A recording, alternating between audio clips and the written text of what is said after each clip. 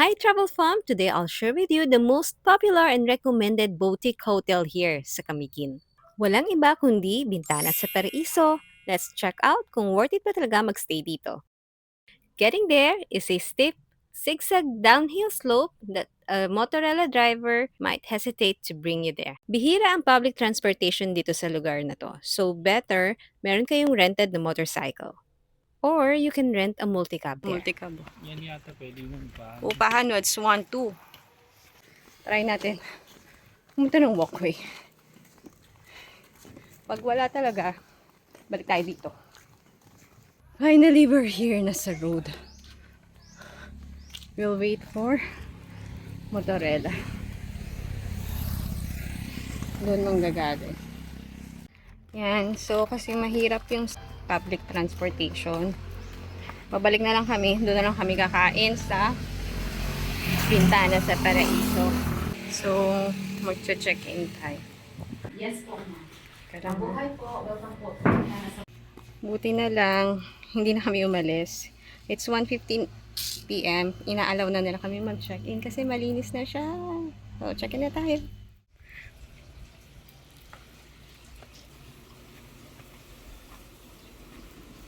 Real stone talaga yan. Malaking bato. Inasa Inupit siya.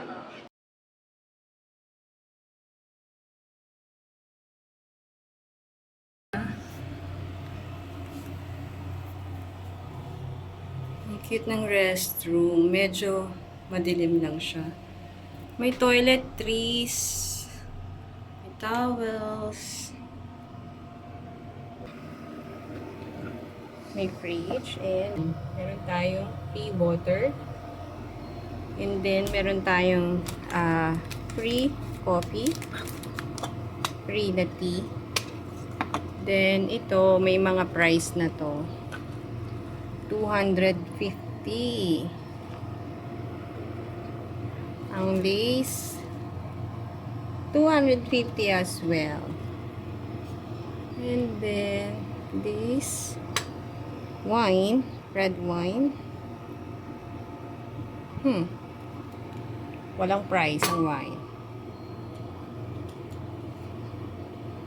So wala siyang price.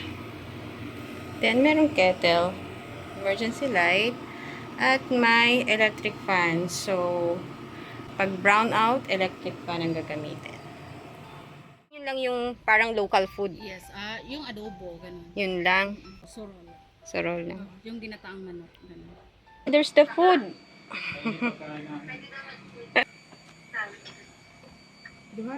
Duhara mo, ma'am. Tagalog, te. Tagalog. Dalawa lang kayo, ma'am. Duwa. Duwa. Duwa tapos, ang sabi mo? Dalawa lang kayo. Duhara mo, ma'am. Duhara mo. Okay. Soup. Chicken surol.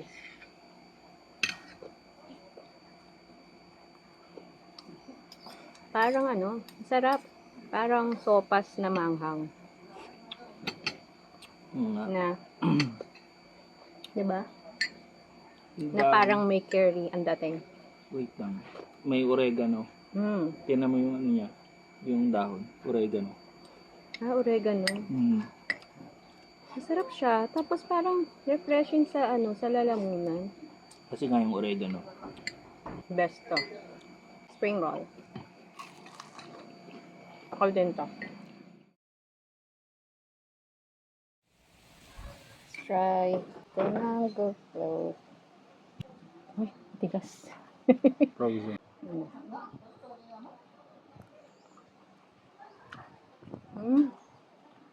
Nga. Dahan-dahan lang daw. Nasa probinsya. Maghintay ka muna ng konti. Kasi it's very slow dito.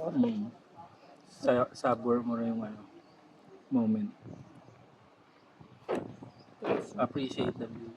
The view is like everything that I have. Praise the Lord. Parang city rin pala. Wala pa. Time attack ka pa. Oh, you missed. Oh, you missed. Shoot it.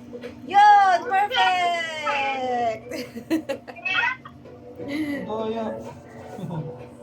Yan, kapag hindi kasama ang kids sa travel. So, ganyan kami. Oh, pasok pa. Hoy, dahil. Oh, Makikita, para hindi ma. makaano si Dada, oh. Dali. Oh, yan, oh. Dali. Hindi ko I'm nakita, helping May. you. I'm helping them. Ano ma? I'm helping you. Hoy, daya.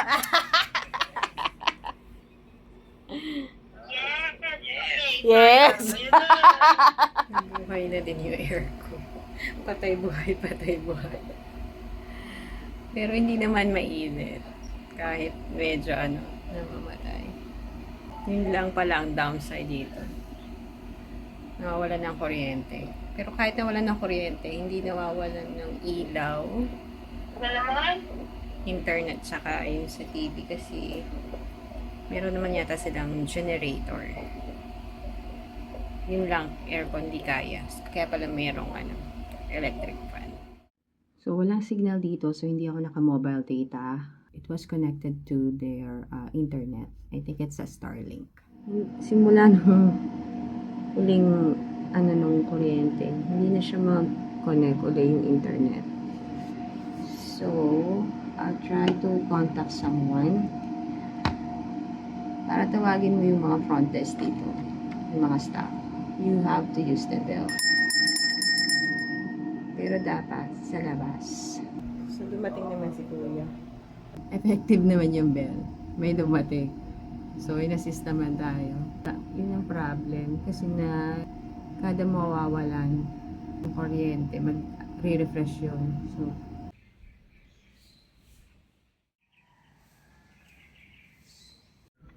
cute. It's nice.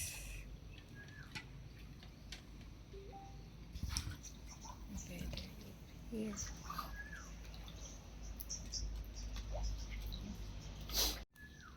Petals.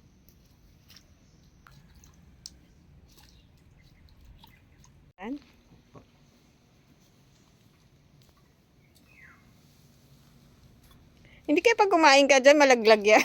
Ay, kung dito kayo kakain, ma'am, gusto I-move. i-move nyo lang dito kasi wag niyo yung Oo. kasi yung Lulubog. opo. Okay.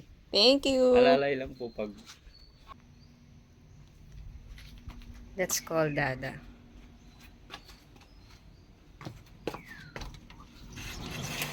Breakfast is ready. Let's go. And so we're ready. Nag-change na kami. Ginamit na lang namin itong bathroom. Let's have our breakfast in the pool. Yan. So, floating basket breakfast tayo. Hindi ko alam paano tayo kakain dyan. Bawal siya kasi syempre, lulubog.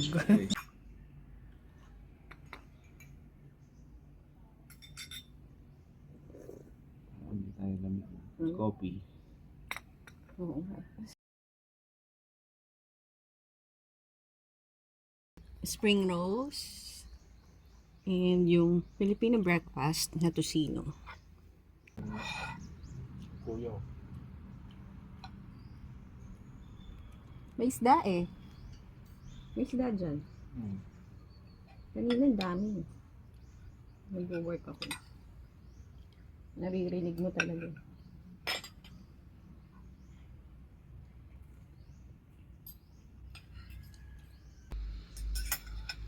Sino kayo? Lamig kayo.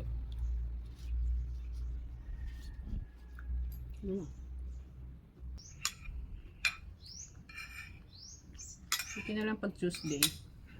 Kaunti lang yung work ko.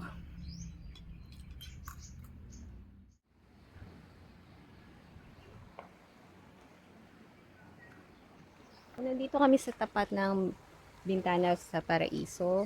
Ito yung Tangub Beach. Tangog hot spring. Tangub Hot Spring.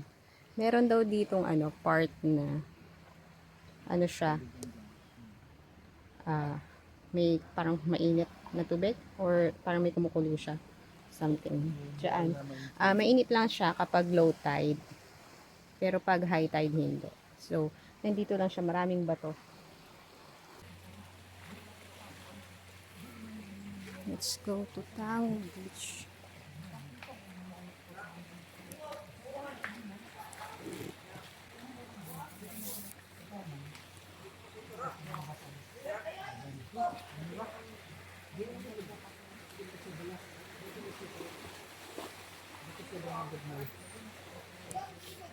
Nope.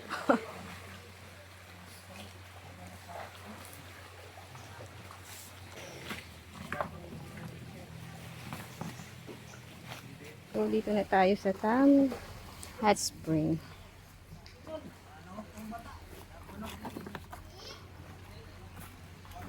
So, puro rocky siya. Nung pumutok yung bulkan na yan, yung mga rock. Kaya basta tanggal-tanggal ang bato. Okay. So, tatanggal ka ng bato para maano mo yung mainit. Saan kaya galing yan, no? And we're done dito sa Tango Hot Spring. Ay, ang nga, ang ganda. Yun siyang mga... So, dito free lang. Walang bayad. Makakapag-snorkeling ka, pero mabato. Maraming isda. So ito yung total na nagastos namin dito. So if you're looking for a serene staycation here in Camiguin, I recommend Bintana sa Paraiso. But if you want to visit tourist spots here in Camiguin, pero wala kang rented na motorcycle or car, it can be a challenge. So that's one of our experience here in Camiguin. So like, share, and subscribe for more family travel adventures. Check out more of our travel vlogs for more travel info.